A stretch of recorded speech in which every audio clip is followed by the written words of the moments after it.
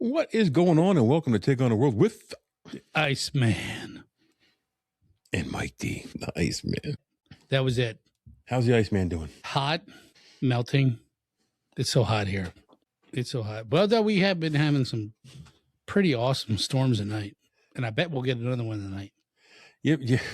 Last night knocked my power out. I was out until right before you got here. There was a huge fucking tree down coming up the other way. The top of the hill? Yeah. Yeah, they just cleared it. They didn't do a good job. Well, that's the township for you. I was like, hey, and I had to drive in the grass to get around it. That's the fine work of the township. So, yeah, maybe it came down afterwards. I doubt it. No, it came down because that's the first thing Chucky called me. Actually, Chucky called me last night or texted me. He goes, "You need help with your generator?" I said, "It's already on, dude," because he's got the automatic thing now. Yeah. No. And he's like, he's living the life. He's like, "Well, I know sometimes you need help with it." And I'm like, "No, it's prepared, dude. It's on. We're running. We're good." So that generator, I ever tell you a story about that generator? No. We got that generator at Aldi. Oh, you did say that. It was fucking Aldi. It was Deb got. What year was that? We've had it for like 15 or 16 years. They don't sell any kind of hardware equipment anymore. We had like 15, at least around here. 15 or 16 years. It cost us like $150. It runs the whole house, except we can't run the well and the hot water heater at the same time. Yeah, no generator can run the well water. That's like a standard thing. Like even around my place, when I was new, I'm like, we lose power around here a lot. And when I bought my house, it had a generator with it, the pull chain thing. And my neighbor was like, yeah, well, when you lose power, at least you can fill your buckets with snow, melt it, and then flush your toilets. I'm like, huh? Oh no, mine runs my well. It just it won't do both. Well, I think, and then to everybody, I guess they have the not the submerged, but the inline, and you always lose your prime on that. And so I lost power like 3 times before I got a different well pump, and I had to prime it every time. Well, I had to come over here and fill my gallons of water up until the damn thing broke, and I had to change it over. What a pain in the butt. No, I have switches in the boxes that are marked for power outages, which ones you turn off, which ones you can have on. So if I want to heat the water, I turn the well off, heat the water, turn the hot water heater off, put the well back on, then you can take a shower. Right. Well, I wonder if you're now, because that probably draws less amps. I don't know if you can run them both at the same time. I wouldn't try. I wouldn't try. Yeah. But that generator, it didn't even sound strained when it. Right. Every once in a while I get that and right. But overall it did well. That's good. The only thing I did is I unplugged the extra refrigerator. Yeah, that's good. It's good to have a backup. Because we had this fridge, the upstairs, one fridge down here, the upstairs fridge, the kegerator, and the freezer all running off of that. Yeah. Well, the kegerator is probably the most important. Yeah. You see how cold that beer was, right? It was cold. That beer was cold. We ain't let no beer get warm. So how you fix for food? It's all rotten. How you fix for beer? It's all cold. No, it does good for it. $150, and it's lasted all these years. It doesn't owe us a penny. Well, hell yeah, man. That's. It'll suck when we have to get another one, but out here you have to have one. Yeah, you gotta. I am surprised I haven't lost power at all in last year. Well, I'm waiting. If this one dies, I'm just go down to Chucky's and offer him a couple $100 for his old one. There you go. Yeah, why not? Yep. Because he still has his old one. He's at that whole house generator now. Automatically kicks on. He loves to rub it in. Yeah. Propane powered. Yep. You got to do nothing. You don't even hit anything. It just does it all itself. Yep. That's awesome. I think it's like a 30-second switch over. So there's that big storm last night. I forgot about that until you mentioned it. Yeah. Because the only inconvenience was I had to go up to the garage and pull it down. I'm in the middle of reconfiguring the garage because Nathan got that e-bike. There was and I'm making a space up front in the garage. 2 good storms the last 2 nights. Last night was a good rainstorm. The night before that was a good thunderstorm and rainstorm. Because I was out and about, and oh man, I love thunderstorms and rainstorms. They're just, I don't know, they're just fun to me. Like sitting in my car, watching them rain down, pour down, and then I probably would be a like a storm chaser if I lived down south. Really? Yeah, I think I would be. Nah, that doesn't interest me. No? No, not at all. I remember I was driving home from my dad's, and I was with somebody else. I picked him up in Davenport, Iowa. He was visiting a friend there. And we had rented a truck together. We drove out, and we're coming back. We're coming through Indiana, and you could see this green monster storm. Monster Out on the horizon. And I'm like, dude, he always says it. dude, that storm was ugly. It scared the crap out of me. Yeah, dude, it's impressive. I think that's what gets me is, I think I've been through 2 tornadoes in my life. One was in Arkansas and then one was in Delaware. The one in Arkansas, I can't verify it was a tornado, but I mean, that's right in, what do they call that? Dixie Alley. So, I mean, the house was rocking and rolling. Lights went out, flashes of lightning, like windows breaking, tree branches flying. But there's like nothing you can do. You just sit there and take it. You're like, I was terrified. I was like probably 12 years old. We saw water spouts down in Delaware. Did you? Yeah, it was actually pretty cool. But I mean, shit, they get tornadoes here in Pennsylvania, which I don't understand. When I was growing up, and I could be remembering this wrong, but so I was in a development in the middle of the country. So it was cornfield, 120 houses. Yeah. And so there were row homes up here, and then there were row homes down here.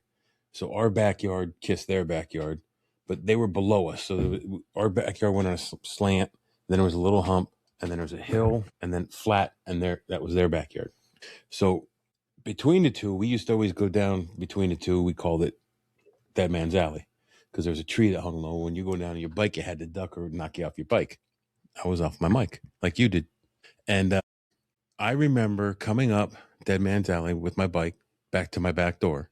And they were saying, oh, this bad storm coming in. And I remember strong winds. This is what I remember. I was later told it was a tornado. So I didn't know what it was at the time.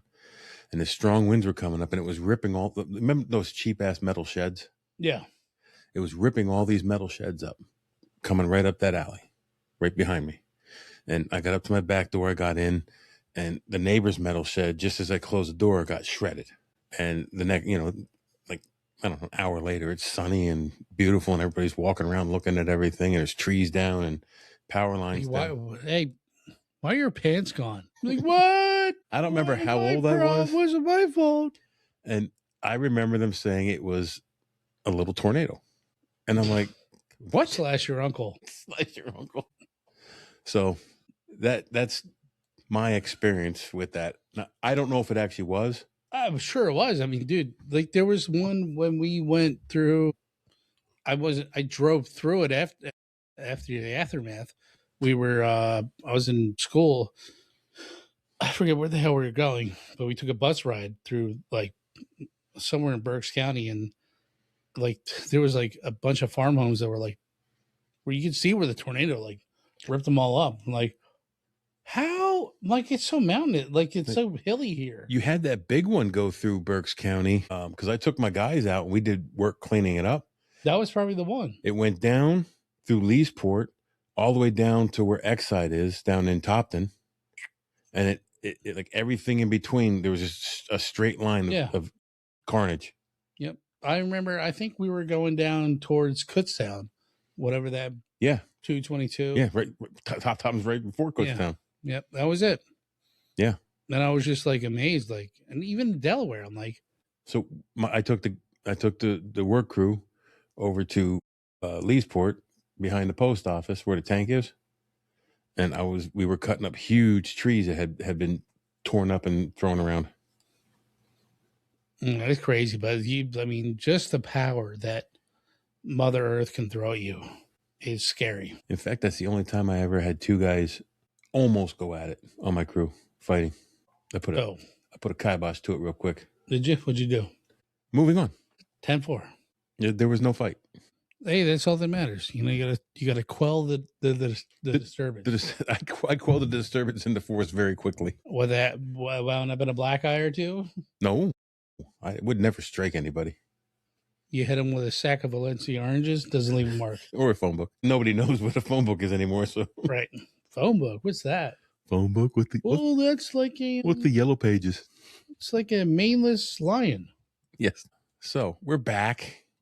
We're back, baby. Oh, I wanted to mention We're in it and we're doing it twice as hard. you need to check me out on Barrel Age Flicks. It's a movie Because podcast. nudes are fucking beautiful. It's a movie podcast.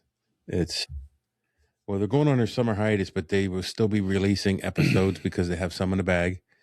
So you need to check them out. They're on YouTube. Pretty much any place you listen to podcasts, you can listen to them, but you can watch them on YouTube. They do stream live on Twitch when we record. You have to check the Twitch schedule for that. But I hang out with Ron and Stu and Adam and Lenny, and we just give our opinions on movies and have a good time. It's a little bit like what we do, but a little more professional. Hold on. Not a lot more professional. You're saying that we're not professional. Not any, no. Okay. Well, they're not either, but they're a little more. But we have a good time. It's good to see, like, even though you do that, and then like I can relate to you with movies because we've always done that. Yeah.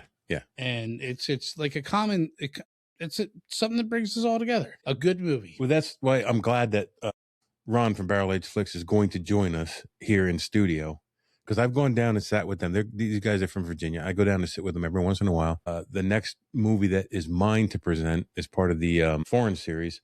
My foreign movie is one that John and I both love, which is All Quiet on the Western Front.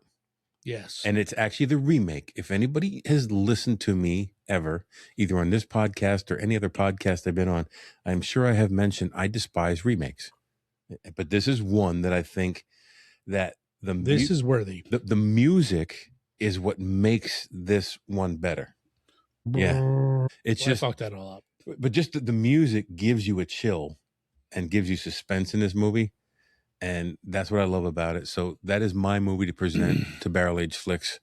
We'll be doing that it'll come out towards the end of summer. And then we'll be doing our Halloween series. And I still haven't picked a Halloween movie. I know. I can pick a Halloween song for you. I don't need a song. I need to pick the proper Halloween movie.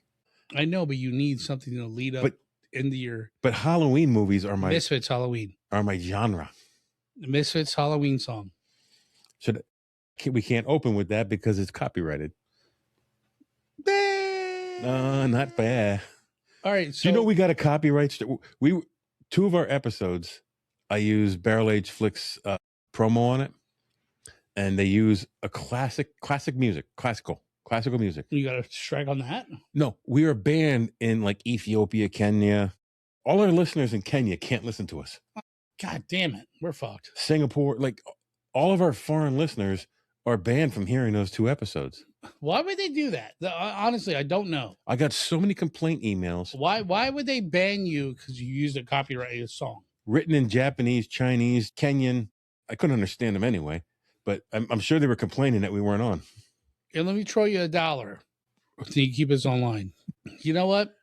I'll play it on guitar and acoustic. They'll never recognize it. Do a heavy metal version of it. Anyway, Ron will be up here. We'll be doing a Fright Night comparison, new to old. Hell yeah.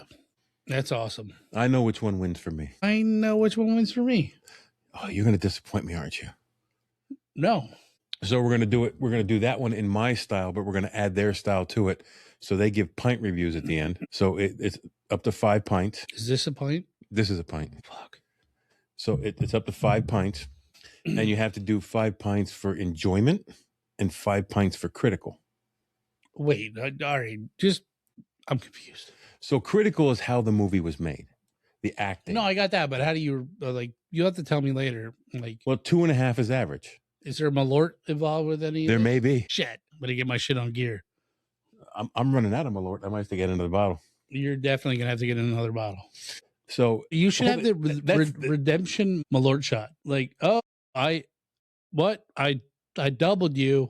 No, we should have something else to welcome him to our Something show. other than Malort? Something actually tasty. Oh. This is how we do it here in PA. We don't try to kill our friends. What would we do in PA? What would be a Rye is a PA spirit. So I'll make rye old fashions for us. You haven't had a rye old fashioned. I was gonna say, if I leave tonight, which I may not, I want another old fashioned. Okay. All right. They're so good. Well, I want the one you made. I'm gonna make you a rye old fashioned. They're better I'm gonna make you a rye old with fashioned the orange. which is a Pennsylvania old fashioned. There's another one. There's many types of old fashions, dude. I might have to try them all. And it starts. Just saying. I got off this weekend. The holiday, What's the holiday? Flag Day. Oh shit, I forgot about that. Yeah. That's the only holiday I ever went into work. The first year I was outside. You remember that? Yeah. Because Marty looks at me. I don't know why Marty must got called in. And he looks at me, he goes, "The fuck you doing here?" I'm like, "What do you mean? I'm coming to work." He goes, "It's Flag Day, you idiot." I'm like, "Fuck." We need to do something to honor that man. Yeah, we do. We need to have his fucking kid on here. I still had a pair of his boots upstairs. They didn't. His big old 11. They're 11 brand new. foot. They're brand new Cabela boots. Yeah, big boats. They were too big for. I thought I could fit in them. They were too big for me. And I never. You have like a size 13. What? Oh, no, wait, no, you don't. You got small feet and No, I got tiny ears. I wear 11 and a half or 12. Those. Marty had big feet. Yeah, he did. Really big feet because I don't fit those boots. But I never had I didn't want to give them away to anybody. Nah, don't give them away. And I didn't want to sell them. Don't sell them. They're not gonna hold up. But I've had them since he's passed, and I feel bad. There's some homeless guy out there that could use boots. They're old. You're gonna fall apart. No, they're brand new. I know, but the glue doesn't hold up after so many years. You know what I mean? They're brand spanking, never been walked on. I get that, but they deteriorate. I'm gonna smack over the you. years. I think we should throw them with a power line. And I'm not throwing them over a power line. Where we at, Philly? Jesus, we've got class up here. He's like, "What the fuck were you thinking, asshole?" We dump a chetty in them. That's what we do. We don't throw them over a power line. What are you gonna do with them? I'm probably gonna take them up to the donation. I want to make sure that someone who needs them actually gets them. Yeah, because they always need big sizes. Yeah, I don't know. I just feel bad. I don't. Yeah, I get it. I get it. Like, it's one of the last things I have of Marty. Yeah, but Nathan still has his deer call because Marty gave my son a doe call, a bleat, and and every time we'd go out, because my son would go out with me and Marty hunting since he's like 8 years old. We'd sit in that thing, and I didn't care if a deer never came in. It's that time we spent together that was freaking awesome. It was so awesome. Like, you never, even if you're not a hunter, like if you just go sit in the woods with your kid, it's just, I love my kids so much. And I think that shows, if you ever listen to this show, how much I love my kids.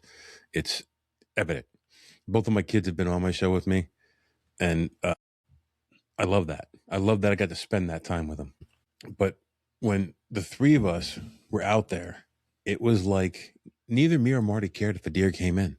Nathan could be a little loud when he was younger. And he wanted to bleat that thing like every 2 seconds because it was cool. It was a cool thing. Marty can forget his ammo. Yeah. Well, that was in the later years. Yeah. That was after Nathan got his license. One year he forgot his ammo. We did fucking dig him up about that. One year he forgot the bolt to his gun. He had his gun. He had the ammo. He didn't have the bolt. I love the dude, man. Yeah. And I'm like, well, I'll get you another gun. And he goes, nah, I'll just go sit with you. Yeah, that's how he was. Because he just wanted to sit with us. He didn't give a fuck. And he shot plenty of deer in his life. And then he wanted to make sure your kid had fun and shot a deer. Well, and then he gave Nathan the bleat.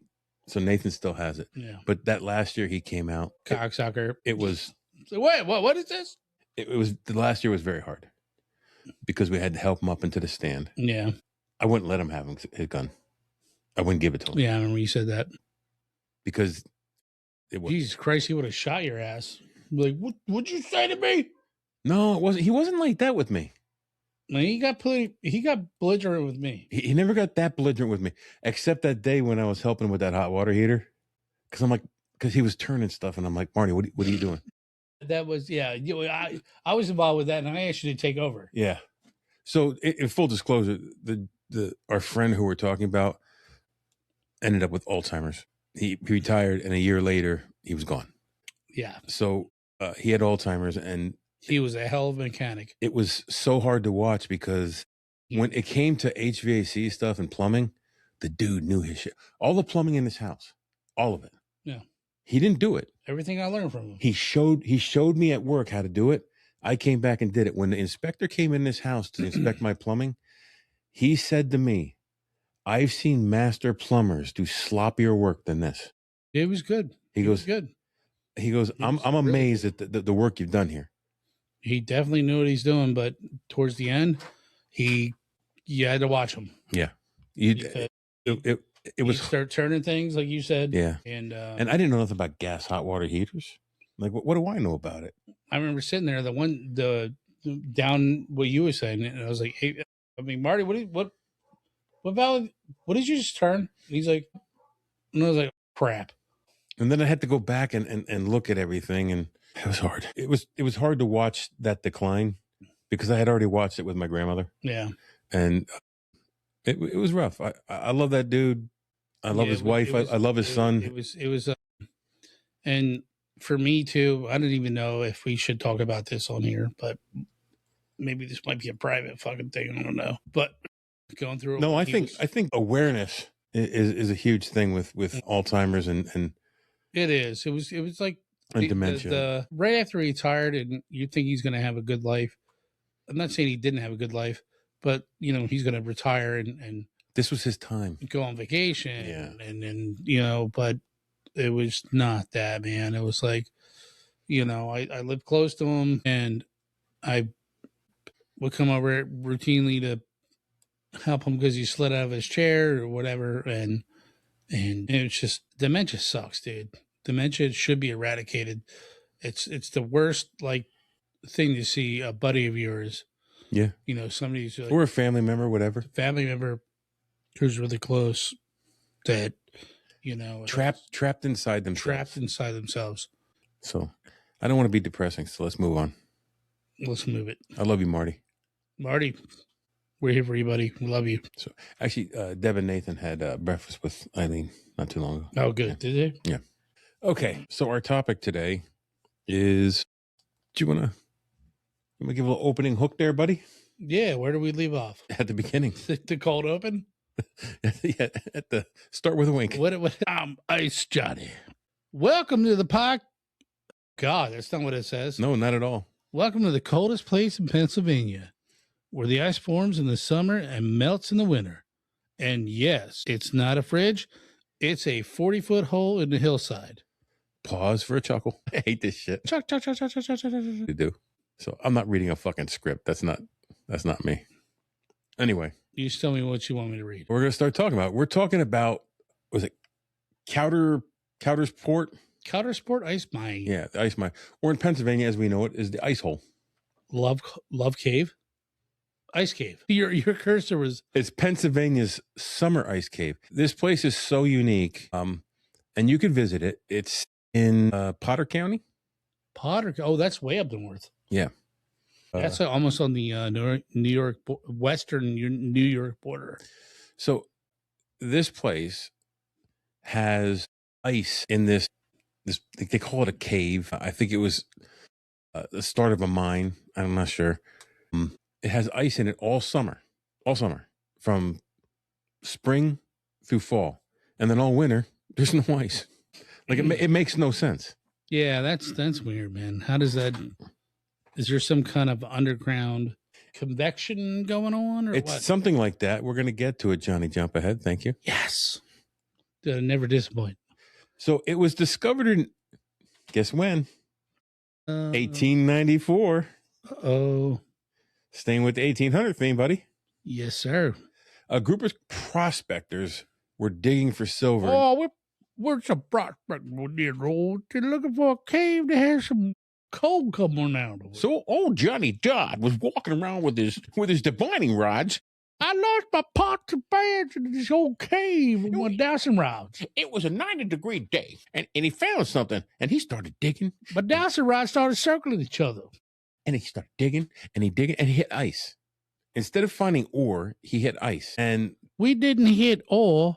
we hit ice. Now, Pennsylvania typically known for cold and not ice in the middle of summer. There's too much Southern accent in that.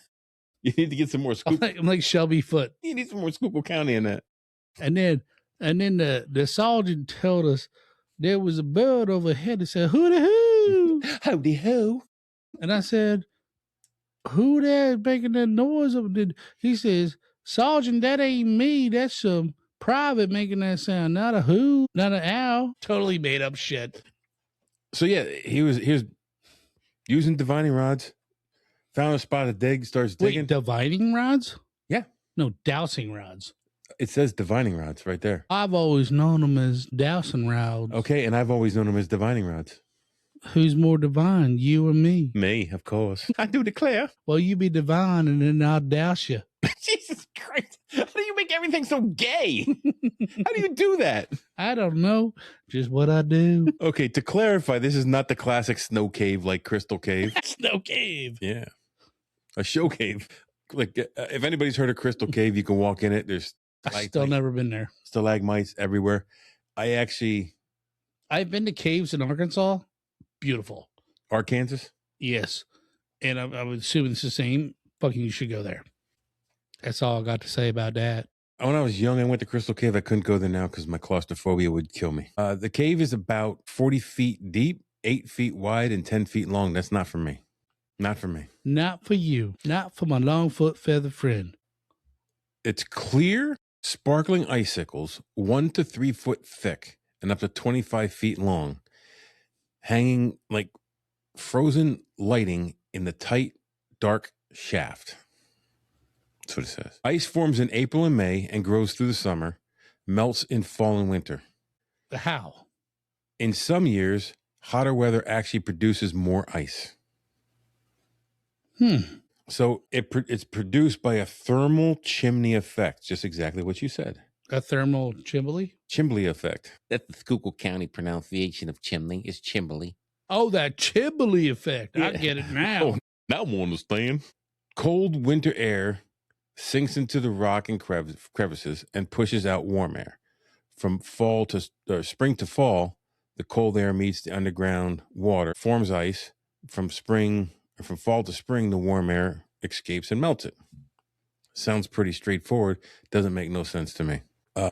Sounds like some bullshit. Rock openings channel air through a wide area to one spot, like a natural solar chimney, similar to an ancient Persian ice-making trick.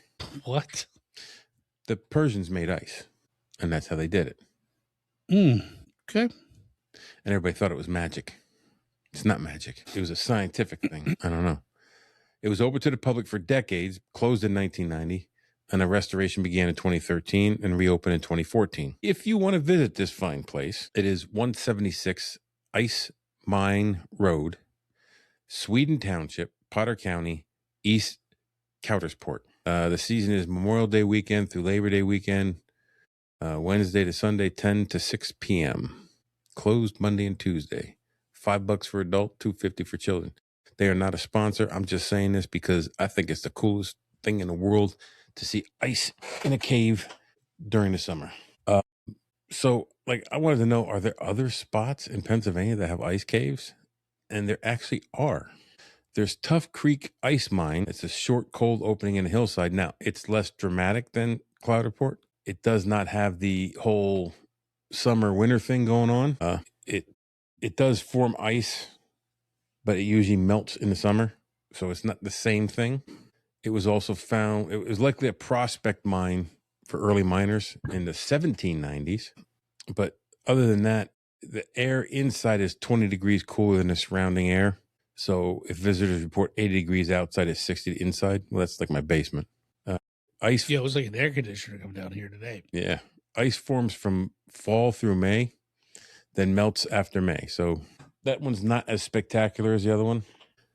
So there's no other ice cave that does the same summer ice, winter melt thing as Cloudersport. Yo, we got to check this place out. I know. No, where's my list? I had a list of other. So there's other places in the country that have ice caves, and while some of them have their own uniqueness, None of them do what this one does. None of us shoot snow out of the hole. None of them have the summer ice, winter melt. So there's Yeah, I think it was the one. It was like the middle of the summer, and it's shooting snow out of the fucking hole. there's Shoshone ice caves in Idaho. It's a sizable cave system that stays cold and holds ice. There's Ice Cave of Bixby State Preserve in Iowa, a cave that holds ice in cooler months. Well, that's not unusual. Ebon Ice Caves in Michigan, Hiawatha National Forest. Big Four Ice Caves, snow caves under an avalanche chute formed by melting snow, waterfalls, and wind. There's some of them here that were in these with volcanic terrain: Idaho, Arizona, New Mexico, California. Ice Cave and Bandera Volcano, a perpetual ice cave in a collapsed lava tube. Temperatures never raise above 31 degrees Fahrenheit year round, with ice accumulations for over 3,400 years. That's Man, pretty that's cool. crazy. That's cool. It has to get that cold In a lava tube. in a lava tube. Craters of the Moon National Monument in Idaho, ice caves found in volcanic terrain.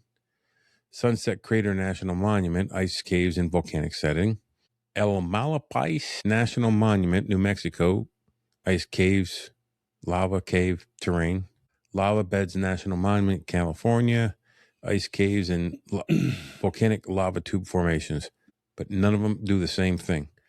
So if you come to Pennsylvania, you can find ice in the ground. But if you think that's the only thing you're going to find in the ground in Pennsylvania, you got another thing coming. You've been mistaken. You've been misled. You've been hoodwinked, bamboozled. Hoodwinked, bamboozled. Plymouth Rock didn't land on you. You didn't land on Plymouth Rock. Plymouth Rock landed on you. The ice man landed on you.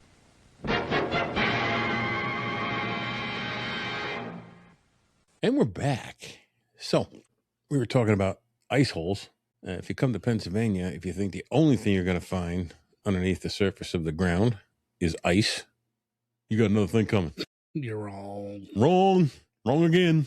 If you dig down in a certain town quite close to us, You're going to dig down in a certain town. you're going to find fire down below. Fire. Coal fire. Coal fire. In 1811, there was a town called Bull's Head. They later changed the name to Centerville, and then later changed, when it was incorporated, to a little town called Centralia. The first coal mine in that area was 1842. The borough of Centralia Borough was incorporated in 1866. So we're going back to the roots of the Molly Maguires here. Yes, sir. Back to the roots. So this mine fire started in May of 1962. So there's No, wait, 19 or 6? 8? Yeah, you're right. 1962. I can read. So the way it started is, well, there's several theories, and it's disputed. So official theory is the fire reportedly started as an intentional controlled burning of residential trash in an abandoned strip pit or surface mine that had been left open after being evacuated around 1935. It's about 75 feet wide and 50 feet deep. And they said why it spread is because it lacked the proper constructed non-combustible shale barrier. So the trash was spread to An underground coal mine?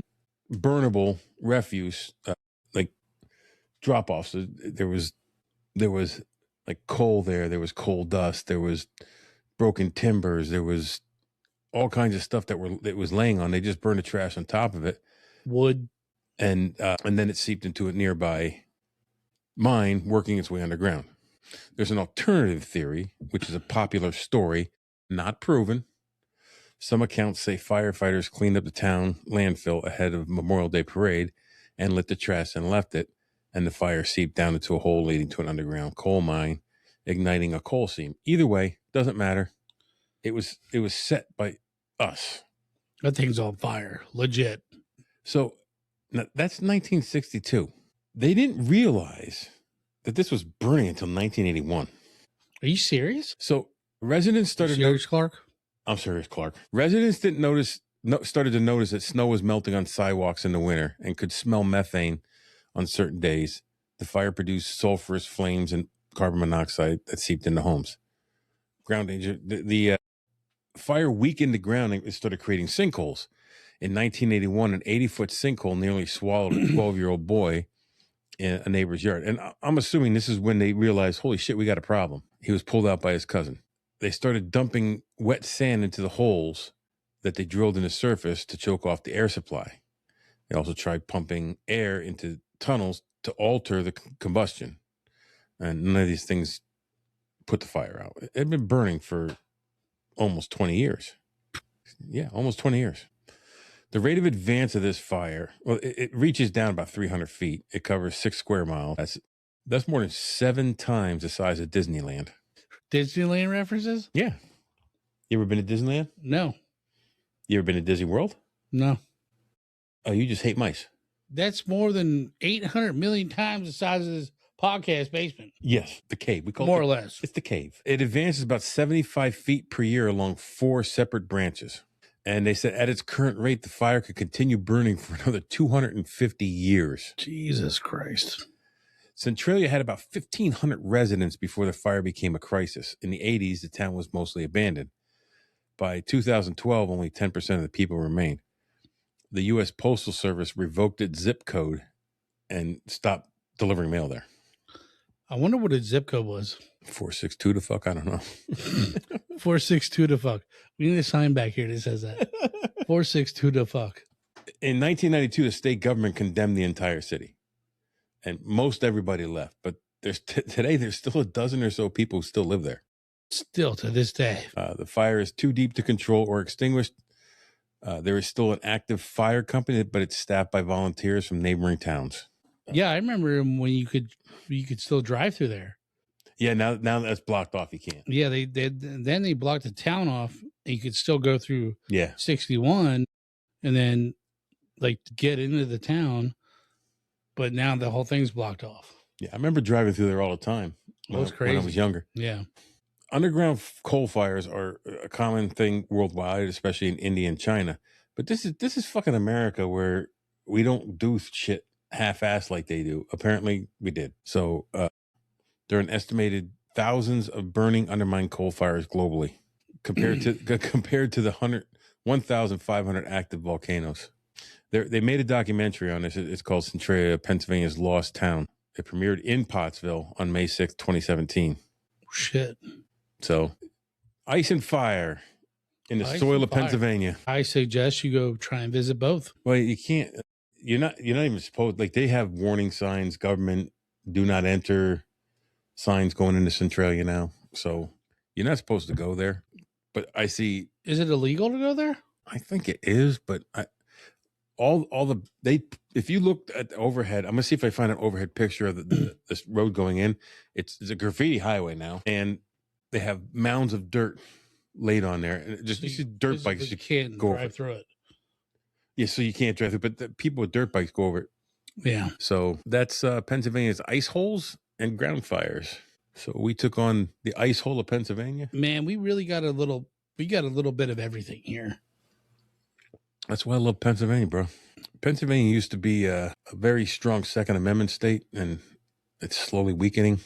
And if that goes, I'm out. Time to move up north. Time to move to Texas. Texas. Get some big guns. Anyway, we took that on. Now you take on the world. Don't get burnt doing it. Don't get too icy. Hold on, stop. Welcome back to the Shit Show 2.0. Okay, Boomer. Damn millennials. Wow. Did not know that.